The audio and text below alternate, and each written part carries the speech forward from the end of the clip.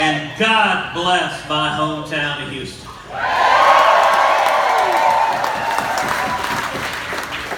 I love being home. I love being with so many incredible friends and patriots and lovers of liberty.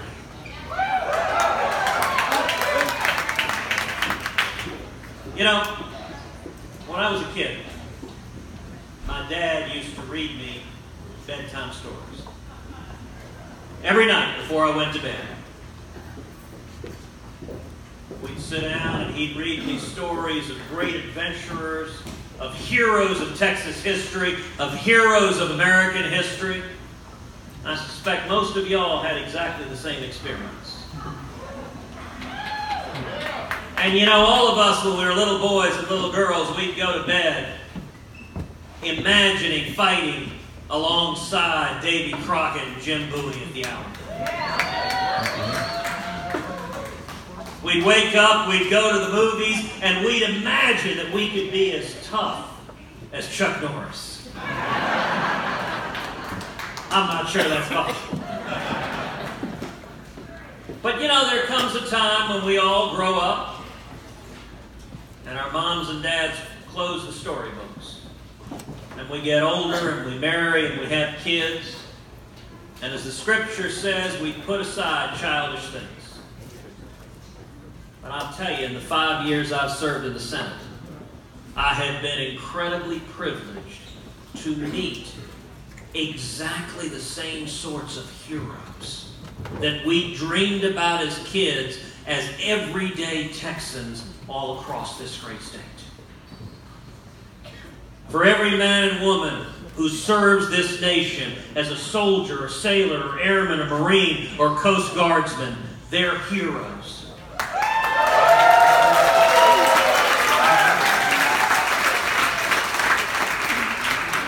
We have the heroes of all the police officers and firefighters and first responders who charge into harm's way and protect our families. We have Texas farmers and ranchers who toil the earth and provide food and sustenance for Texas and the whole wide world. Here in Houston, we have energy explorers who drill liquid gold and fuel the entire planet.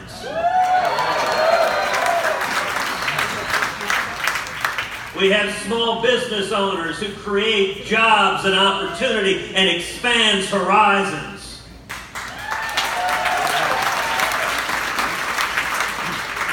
We have roaring voices of freedom, like my friend Michael Berry.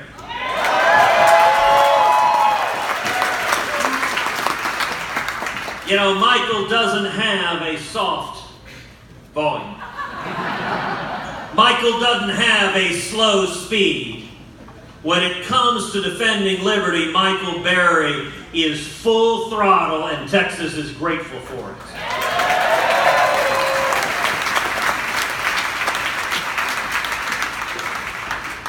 In March of 2016, we had an election night party right here. And I still remember national reporters who were terrified and flabbergasted. What do you mean we're going to the Redneck Country Club? There's something beautiful about seeing national reporters completely out of sorts and just saying, welcome to Texas.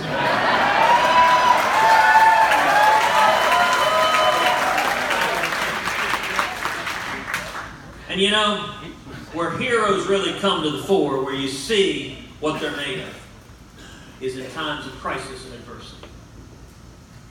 Texas has had its share of adversity in the past year. Last year we had Hurricane Harvey, which I grew up here in Houston. You know, in Houston we're used to hurricanes. You live on the Gulf Coast, that's just part of life. But then there ain't never been nothing like Harvey.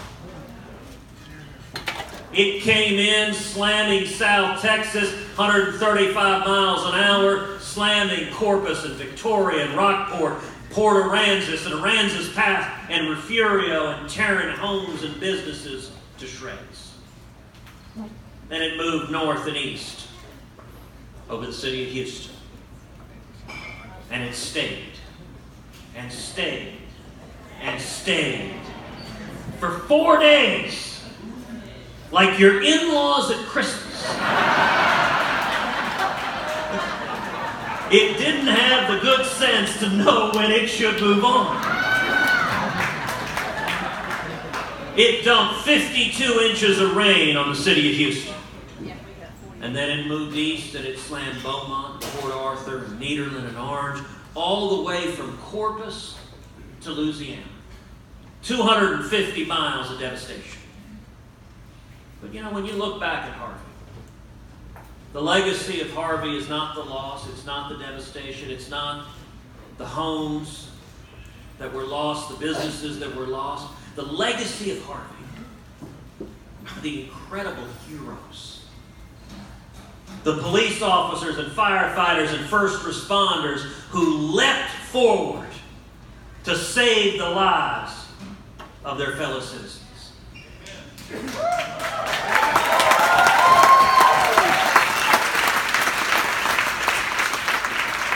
The legacy of Harvey is and always will be the thousands of Texans, ordinary Texans, that went and jumped in boats and began saving their neighbors.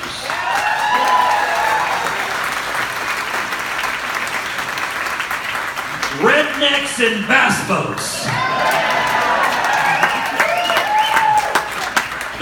The very face of Texas. We had friends from all over the country. We had the Cajun Navy.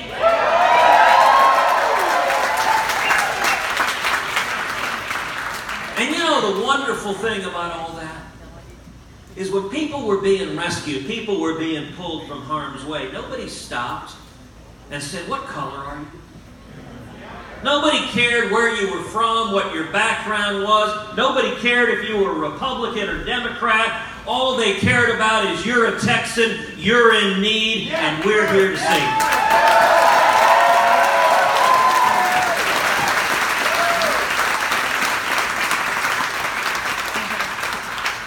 The week after Harvey, I was invited to testify before the Houston City Council, along with Sheila Jackson Lee.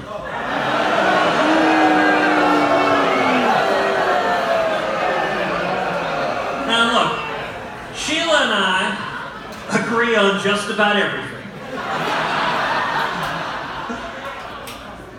That day, both of us told the City Council, we said, you know what, on any other day, there would be any number of issues on which we disagree.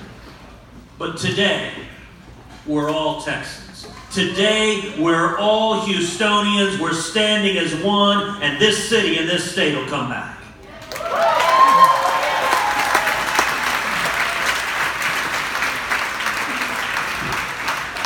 One of the city council members pointed out that Sheila was dressed in red and I was dressed in blue.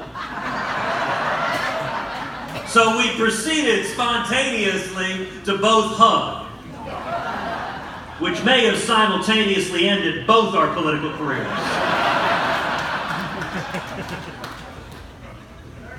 But you know, when you think of Houston heroes, I don't know that there's any that typifies that many any more than our friend Mattress Mac.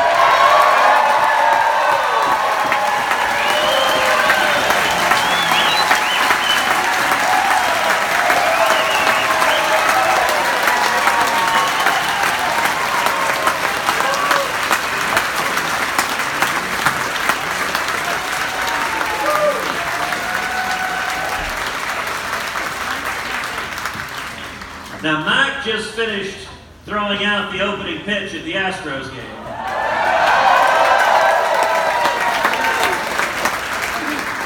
And given the way he does everything else, I assume it was 95 miles an hour split finger on the inside corner. But as everyone here knows, Mattress Mac is a Houston legend. Look, I grew up, as many of y'all did, watching Mac on TV on Channel 6 and 39, in between my shows, with him standing there talking into the camera saying, "Gallery furniture really will save you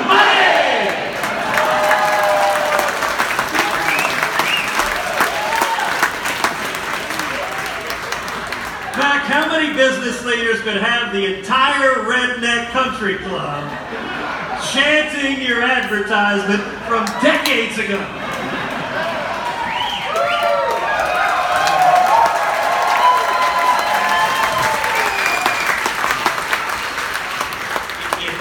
She's telling me I gotta jump. I'm on the edge of this stage. If I jumped, then I'd start crowd surfing, and as much as I love you, I'm worried y'all would move and I'd fall and hit the ground.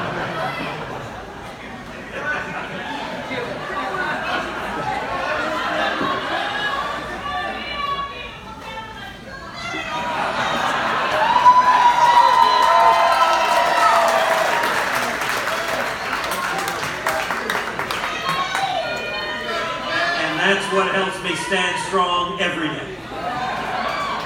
But you know, when Harvey was raging, Mac didn't sit by and say, "This is terrible. Somebody else better do something." Mac stepped forward and said, "How can I help?" And he sent his delivery trucks out through the cities, the big, high delivery trucks. Said, "Anyone in trouble, we're going to pick you up."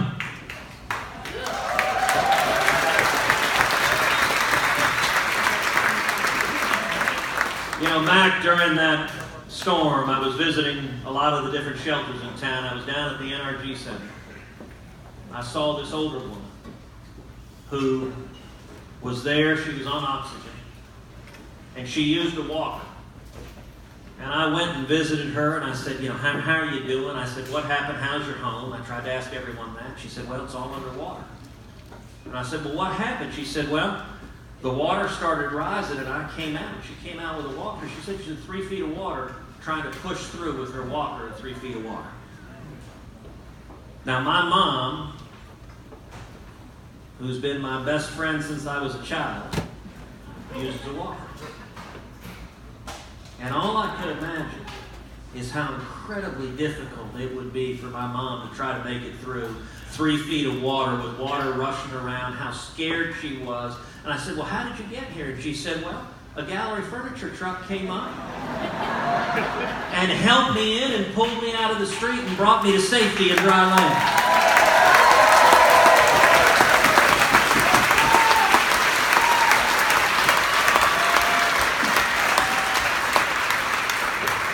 And you know, Max said there are a bunch of people who've lost their homes, and it suddenly occurred to him, wait a second, I own a furniture store. And if there's one thing we've got is a lot of beds and sofas. And he threw open the doors and said, if you have lost your home, if you need a place to sleep, come to Gallery Furniture and we'll give you a place to sleep.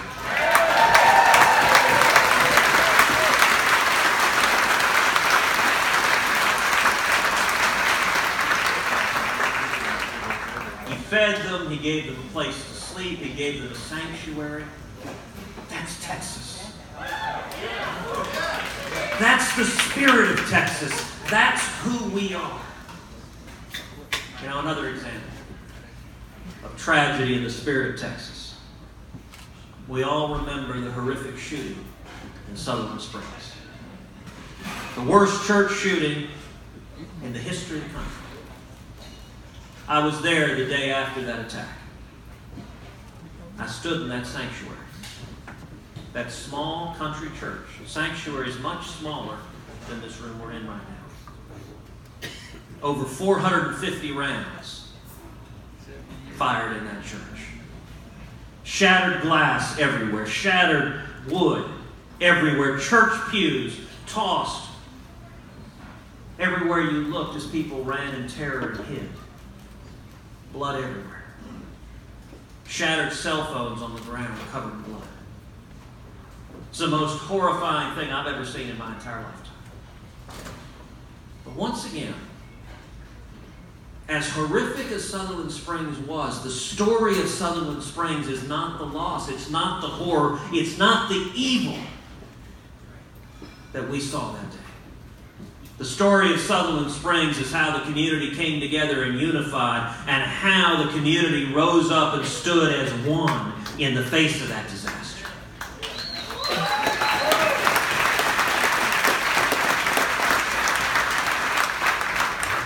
The story of Sutherland Springs is the story of Stephen Williford. Stephen Williford, an ordinary Texas man, a plumber, lived about a block down from the church. As the shooting began, Stephen's daughter told him there was a shooting at the church. Stephen ran to his gun safe, and he pulled out his rifle, an AR-15.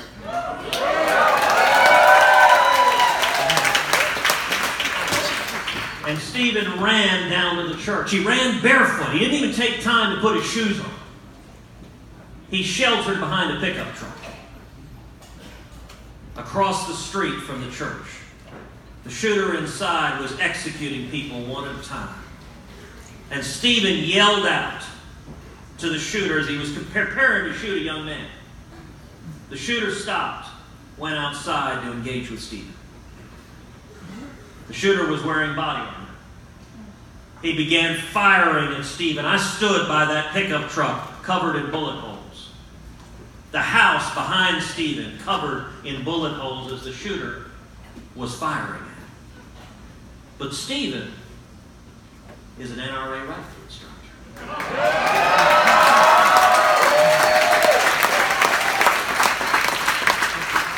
Otherwise known as the media's worst nightmare. Stephen put 2 rounds in the shooter, one in the leg, one in the side, between the body armor plates. The shooter threw down his rifle, jumped in the car, and took off. At this point, a pickup truck was going by, driven by a fellow named Johnny.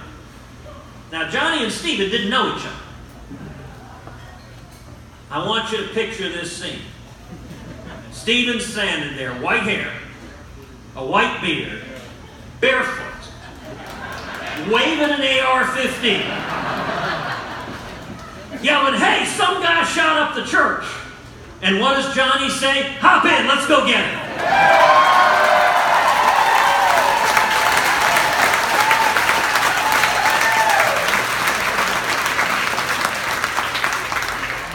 That's Texas. That's who we are, who this state is. You know, the day after the shooting, I spoke with Stephen. And he said, "You know, I'm really uncomfortable with all these people using the word hero." He said, "Listen, I was scared out of my mind." He said, "I've never been more terrified in my life." I said, "Mr. Williford, sir, courage is not the absence of fear. Courage is acting in the face of fear."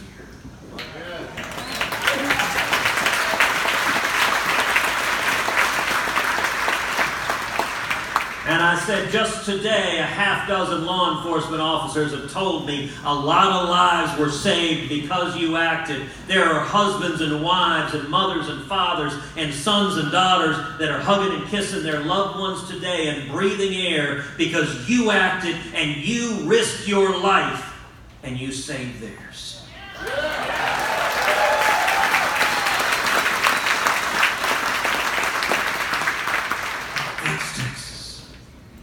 And I could not be more proud that my friend Stephen Williford and his wife Pam and his daughter are here today.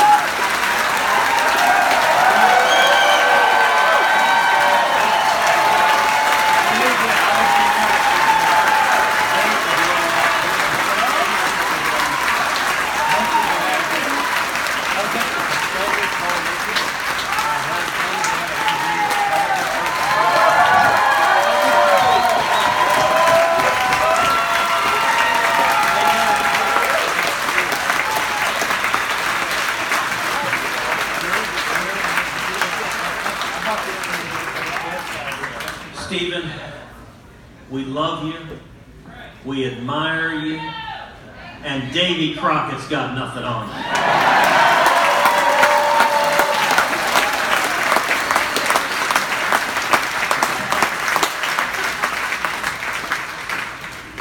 That ball. You know, that same day, the day after Sutherland Springs, I went to the hospital to visit a number of the people who were shot. And I visited those families, just went there to comfort them, to let them know we were with them, we were standing as one. Texans were united behind them. I went into one room, was introduced to a fellow named Dale. Dale had been shot up pretty bad. He had a ventilator on, so he couldn't speak. He'd been shot in his right arm, which was all bandaged up. He had his left arm free. And when I came in, he was there with all of his family. Dale had written out with his left hand, "Don't blame God. This is evil." And I spent a little bit of time visiting with his family. And they said, "Ted, would you be willing to pray with him?" And I said, "Absolutely." I said, "I'd be honored." So we all stood in that room. We prayed together. I said, "God, I ask you, reach down and touch Dale. Heal Dale. Heal these wounds. Take away this pain. And God, I ask that you use the suffering Dale has received. The wounds, what was made for evil, I ask that you use it instead for good and give Dale a platform. Give him a gravity to speak to others. Give him an empathy for others who are hurting, that he can reach out and touch them in a way nobody else could." So we pray a couple of minutes. We finish, and Dale gestures over for a piece of paper. And he scribbles out. He says, "Love your thoughts. I am David."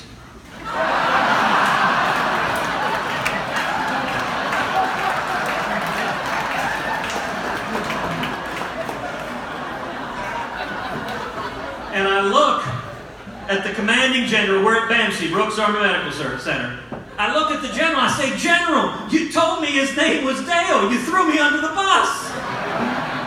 And his family said, "Well, Dad, when you came in, they checked you in as Dale. They've been calling you Dale for a day." So we all laugh. And once again, he gestures for a piece of paper. And with a scribbling hand that's shaking, he writes out, "Laugh is good."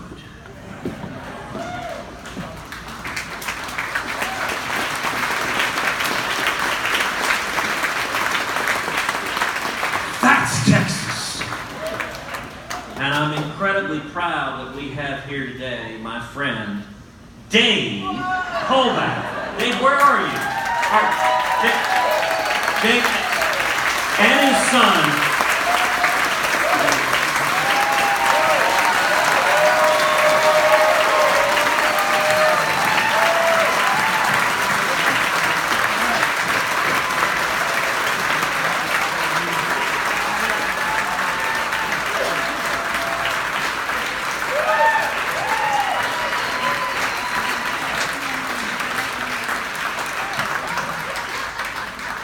That Sunday morning, Dave was shot 8 times. He still has a bullet in him that they haven't been able to take out. But yet he's healed, he's recovered, he's still doing therapy. He's still got problems with his right arm. So he told me, he said, "Well, I'm learning to shoot left-handed."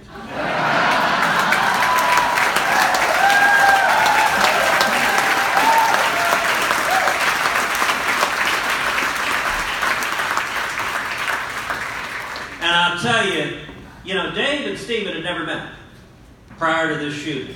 Dave lives 20 minutes away from the church. Stephen lives just a block down the road. But they met in the hospital. And at that point, Dave knew who Stephen was and the incredible bravery he'd shown that day. And he's looking at him and he says, "Wait a second. I know you." Stephen says, "Well, of course you do. You've replaced 4 transmissions on my truck."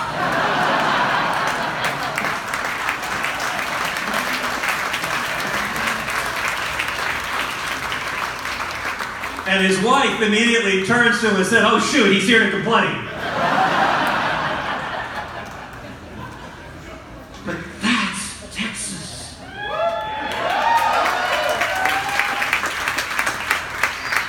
Texas is strong. Texas is independent. Texas is fearless. Texas is free. Texas loves freedom, and Texas is tough.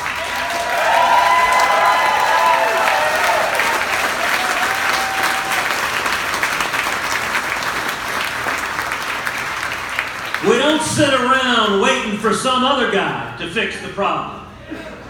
Texans step in and get her done. You know, right now, there's a great battle waging in Washington between two very different visions for America. There's some who embrace a big government liberal vision of higher taxes, more regulation, more Obamacare, more debt, more government, less freedom. There's some who think the most important thing government can do is provide sanctuary cities and open borders and welcome people to violate our laws. But you know what? That ain't Texas. Texas values who we are as Texans. We want low taxes and low regulation, and we want Washington to take the heck off our backs.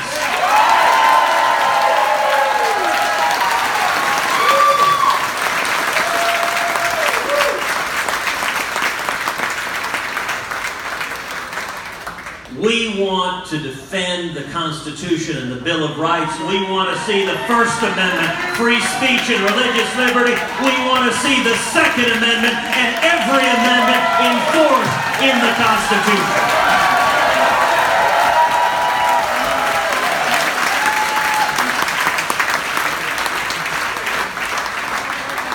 Just last week, former Supreme Court Justice, liberal John Paul Stevens,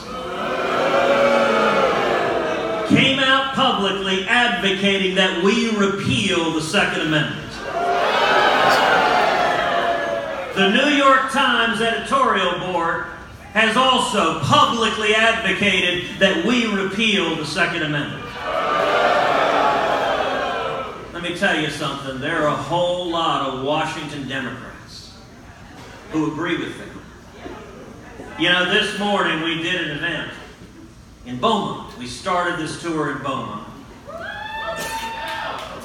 with Judge Jeff Brannick, the county judge, who last year in 2017 started one morning, woke up one morning as a Democrat and went to bed as a Republican.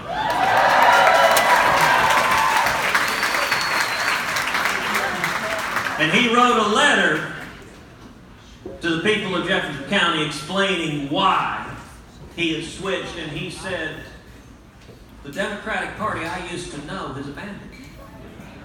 There used to be, he was a conservative Democrat, there used to be a lot of conservative Democrats in Texas.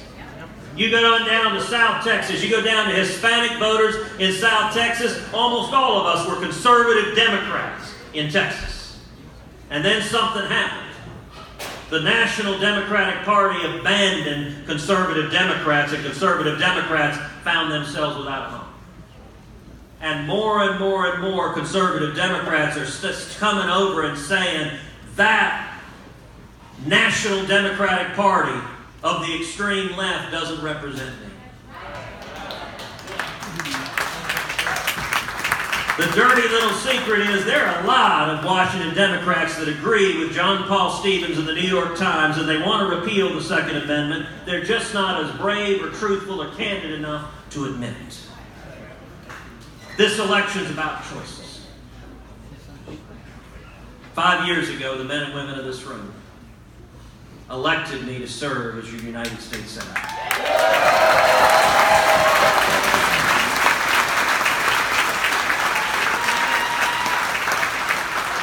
And I'm here tonight to announce my campaign for re-election to the United States Senate.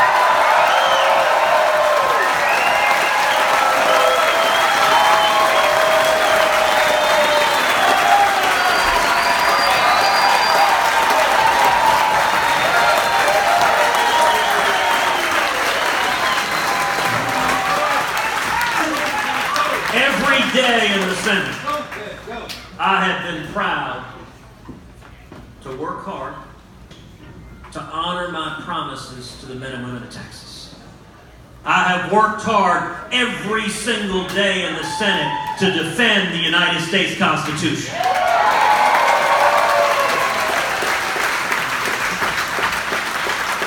I have worked hard every day to defend our freedom, to repeal Obamacare, to secure the borders, to abolish the IRS.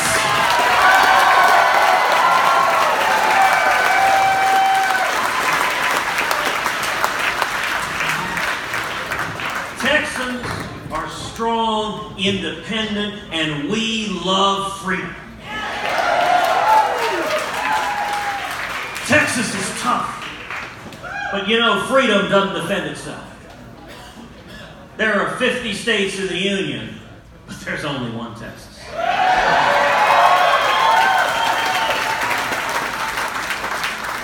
You know, as we get older, we have kids, we have grandkids, and we find ourselves, instead of being read to at night, reading stories to them.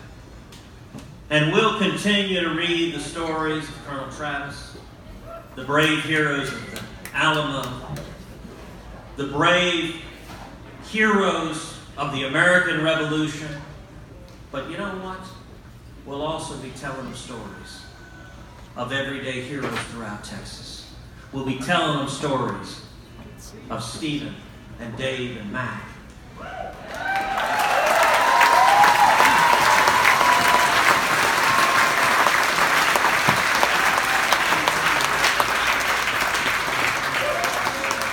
What it means to be a Texan. We'll be telling them stories of my dear friend and our National Grassroots Chairman, Kay Goolsby,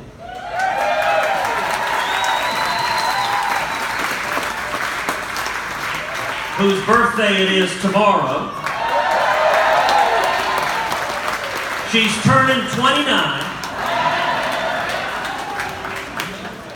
We'll be telling them stories. Let me ask a question here. I'm not going to ask how many people had your homes damaged in Harvey. I know a lot of people here did. But I ask a different question. How many of y'all here in this room helped somebody during Hurricane Harvey? That's Texas. That's who we are. That's what we believe. That is what I've been fighting for 5 years in the United States Senate. And as long as there is breath in my body, that is what I pledge I will stand and fight for each and every day. Thank you, and God